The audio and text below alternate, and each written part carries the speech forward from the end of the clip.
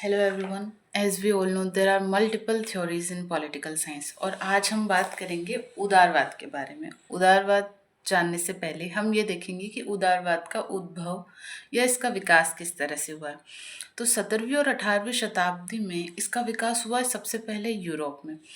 Europe में जब औद्योगिक क्रांति, फ्रांसीसी क्रांति और प्रबोधन काल का समय था, उस समय विचारकों में तर्क और स्वतंत्रता, व्यक्तिगत समानता, इन भावनाओं का बहुत अधिक विकास होने लगा था। जॉन लॉक ने जो अपना सोशल कॉन्ट्रैक्ट दिया था, उसमें उसने व्यक्तिगत अधिकारों की बात करी। तो इस तरह से प्रकाशवाद के समय या प्रबोधन काल के समय इस विचारधारा का उद्भव होने लगा। अब उदारवादी विचारधारा होती क्या है, इसे हम 5 तत्वों से समझेंगे। सबसे पहले उदारवादी विचारधारा के केंद्र में व्यक्ति निहित होता है, यानी व्यक्ति की स्वतंत्रता सबसे प्रथम तत्व माना जाता है। उदारवादी विचारकों का मानना है कि किसी भी शासन में या राज्य में व्यक्ति केंद्र होता है। व्यक्ति को एक तरह से उन्होंने साध्य मान लिया है और राज्य को साधन मान लिया है। दूसरा होता है व्यक्ति के अधिकार। उदारवादी विचारक मानवाधिकारों की बात करते हैं कि व्यक्ति की समृद्धि एवं विकास के लिए उसे किस प्रकार के अधिकार मिलने चाहिए। तीसरा वो बात करते हैं आर्थिक क्षेत्र में अहस्तक्षेप यानी स्वतंत्रता की, यानी व्यक्ति निजी तौर पर अपनी आर्थिक समृद्धि के लिए पूर्ण रूप से स्वतंत्र होना चाहिए। चौथा, राज्य का कम हस्तक्षेप। उनका मानना है कि राज्य को अहस्तक्षेपकारी की भूमिका निभानी चाहिए, कि व्यक्ति अपने आर्थिक स्वतंत्रता के लिए पूर्ण रूप से खुला हुआ रखे।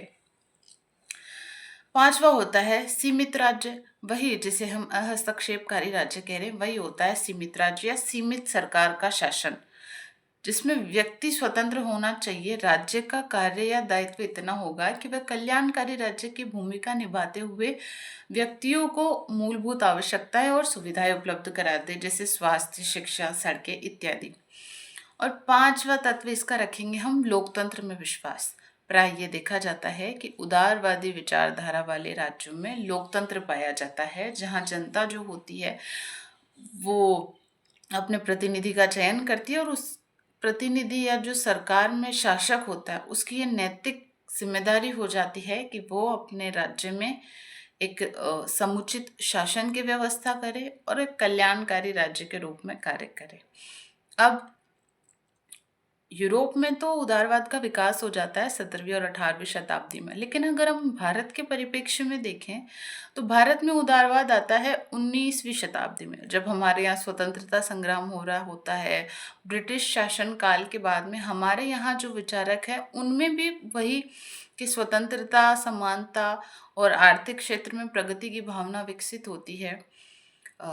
हमारे भारत में हम देखेंगे कि राजा राम मोहन राय हुए, दयानंद सरस्वती, रानाडे, गोखले, इस तरह के जो विचारक थे वो उदारवादी विचारधारा के थे। वहीं हम अगर यूरोपीय या अमेरिकी विचारकों में देखें तो उसमें आ जाएंगे हमारे जॉन लॉक, जिन्होंने सामाजिक समझौता सिद्धांत दिया और वो प्राकृतिक और व्यक्तिगत अधिकारों की बात करते हैं। एडम स्मिथ हो गए, जिन्होंने आर्थिक स्वतंत्रता पर ज़्यादा जोर दिया। जॉन स्टुअर्ट मिल हो गए, मोंटेस्क्यू हुए, तो इन्होंने उदारवाद पे काफ़ी जोर दिया। विचारधारा तो वही है, लेकिन अगर हम उसे अंतर्राष्ट्रीय राजनीति के परिप्रेक्ष्य में देखेंगे तो वहाँ ये यथार्थवाद के बिल्कुल विपरीत है। अब अंतर्राष्ट्रीय राजनीति में उदारवाद का अर्थ हुआ कि उदारवादी जो है वो संघर्ष के बिल्कुल विपरीत सहयोग, शांति और समझौते पे बात करेंगे।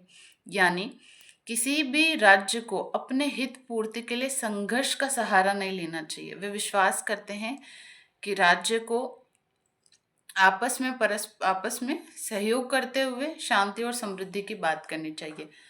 उस तरह से भी देखा जाता है कि उसमें राज्य की भागीदारी जो होती है वह आर्थिक रूप से समृद्ध हो सके, ऐसे प्रयास किए जाने चाहिए।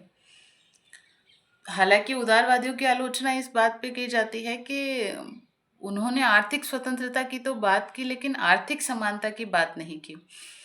उदारवादी विचारकों का मानना है कि व्यक्ति को जो है आर्थिक स्वतंत्रता प्राप्त करने के लिए अवसर समान मिलने चाहिए, लेकिन यह आवश्यक नहीं कि उनके परिणाम भी समान हो।